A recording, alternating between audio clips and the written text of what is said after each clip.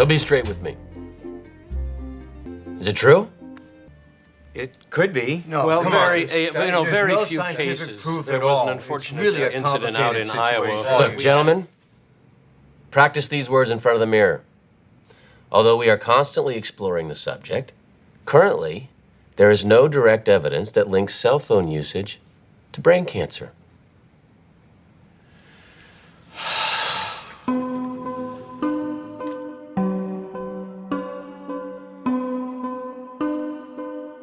I'm Sharon Goldberg. I'm an internal medicine physician. I've practiced medicine for 21 years, and my background is mostly academic, internal medicine, hospital-based, clinical research, and medical education. I'm a certified Microsoft small business specialist. I worked on space station designing the cabling system for the airlock module, where I was responsible for EMI, EMC analysis, which is electromagnetic interference, electromagnetic compatibility. I am a professor in the Department of Epidemiology, Biostatistics, and Occupational Health, and I teach there both toxicology and health effects of electromagnetic radiation. My name is Daphne Tachover, and I'm the founder of an organization called We Are the Evidence. We are an organization that represents the many adults and unfortunately many children who have become very sick from wireless technology radiation. There seems to be a couple false Easter eggs being put out there right now. I want to make sure we dispel that right off the gate.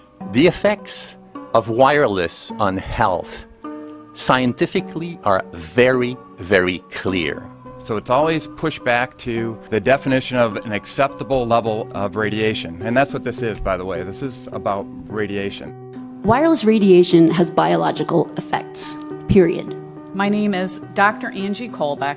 I've been reviewing the studies showing the impacts of wireless radiation on our health, and there are now thousands of studies showing the following adverse health impacts to wireless radiation: cancer, oxidative damage, DNA damage, DNA failure. Things like memory, dizziness, anxiety, brain fog. Headaches, nosebleeds, cognitive problem, exhaustion. We have evidence of DNA damage, cardiomyopathy, which is the precursor of congestive heart failure. Short and long-term memory loss, decreased attention spans, lower reaction times, even involuntary contractions of muscles causing misalignments of spines and jaws. Breast cancer. We suddenly have breast cancer in women who have no DNA predisposition. Disrupted immune function and change in stress proteins, reproductive and fertility effects. There are dozens and dozens of studies that show beyond any doubt what this radiation is doing to our sperm. Now, if you take the cell phone out of your pocket, the sperm will recuperate within 3 to 4 months. What would not recuperate would be the damage to the DNA of the sperm. That is irreparable. The wife of the ex-governor of Indiana was diagnosed with glioblastoma. Same brain tumor Ted Kennedy had and John McCain had. Did you look at John McCain's scar? This is a cell phone brain tumor. LeBron James, one of our sports people, had a salivary gland tumor. That is another cell phone tumor. You didn't hear about it because immediately after that was discovered, he was paid by Samsung to become their spokesperson. We are seeing increases in brain tumors. We're seeing increases in Alzheimer's. We're seeing increases in all of the neurotransmitter diseases, ALS, Lou Gehrig's disease, Parkinson's. These are all disease systems that are known to be associated with low-level energy exposures. We talk about 24/7, around-the-clock exposure, wherever you are and your whole body. You never get away from it. And it seems from our studies that maybe your immune system can cope with for a time, but it will deteriorate.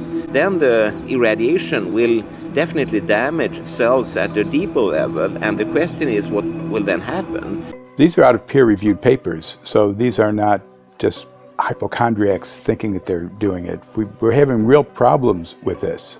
This is no longer a subject for debate when you look at PubMed and the peer-reviewed literature.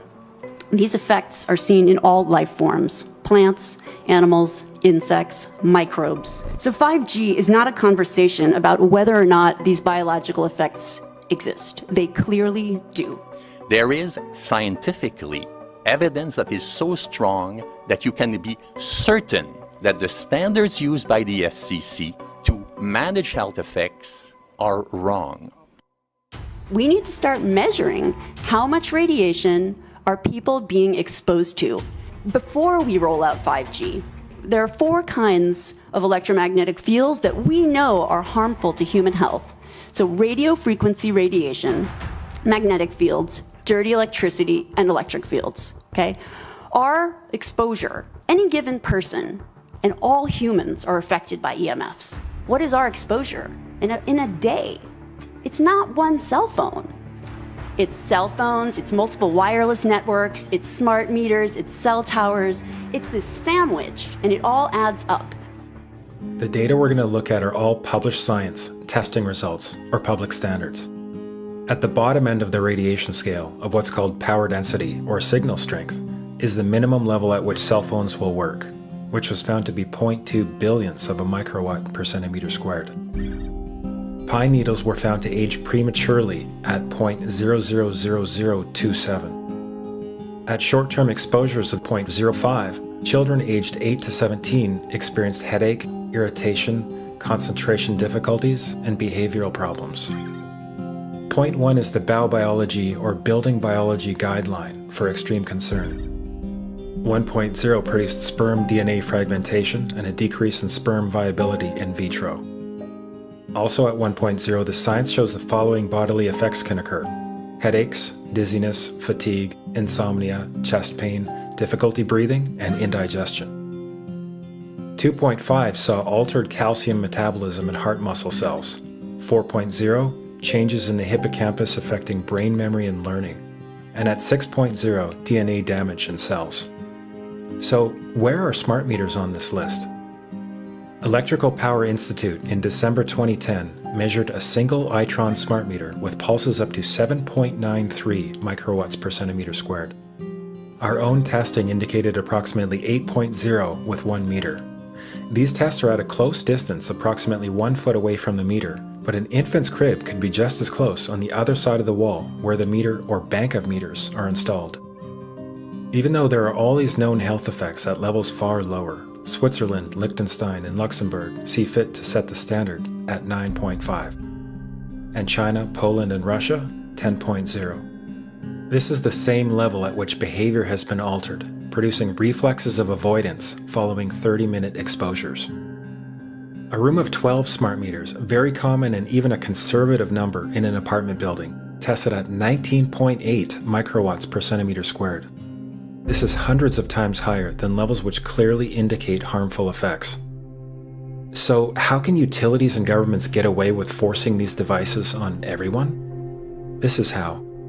In Canada and the US and several other civilized countries, the safety limit is set at 600 to 1,000 microwatts per centimeter squared.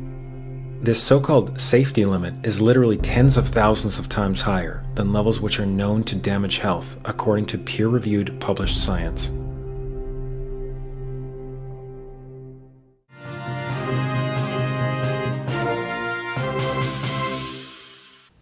Faster, better, more reliable internet. That's the promise of 5G technology, but there is also the peril. Health hazards associated with radio frequency that is higher also and requires more transmitters and antennas. And the stark, simple fact is the health hazards are unknown and unstudied. And that is a sign of neglect and disregard on the part of the Federal Communications Commission that seems unacceptable. There have been no answers so far. The FCC basically has said everything's fine, but in order to reach a conclusion about the health and safety of this new technology, we need facts. Mr. Chairman, thank you for having this hearing. 5G, as you well know, also uses higher frequency waves that don't travel as far and will rely on a network of hundreds of thousands, potentially millions of small cell sites. And the question then is, are there any health implications, any public safety implications to those additional sites that are likely to be located close to homes, schools, workplaces, and closer to the ground. Correct? Correct, Senator. Yes. So my question for you, particularly Mr. Gillen and Mr. Perry, how much money has the industry committed to supporting additional independent research? I stress independent research. Is that independent research ongoing? Has any been completed? Where can consumers look for it? And we're talking about research on the biological effects of this new technology. Thank you, Senator. I think, thank you for your focus on the issue. Safety is paramount, and as you alluded to, we rely on the expert agencies, we rely on the findings of the FDA and others as to the requirements to keep all of us safe.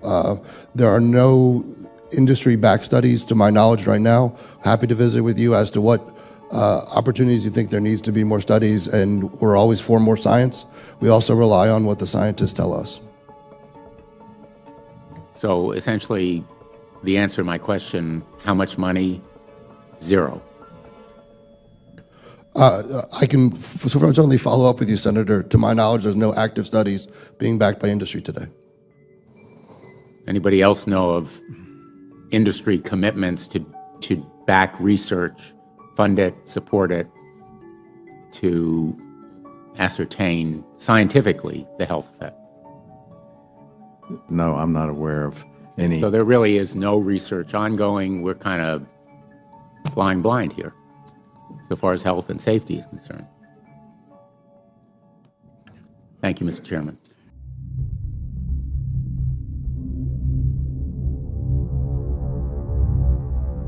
You're a trained medical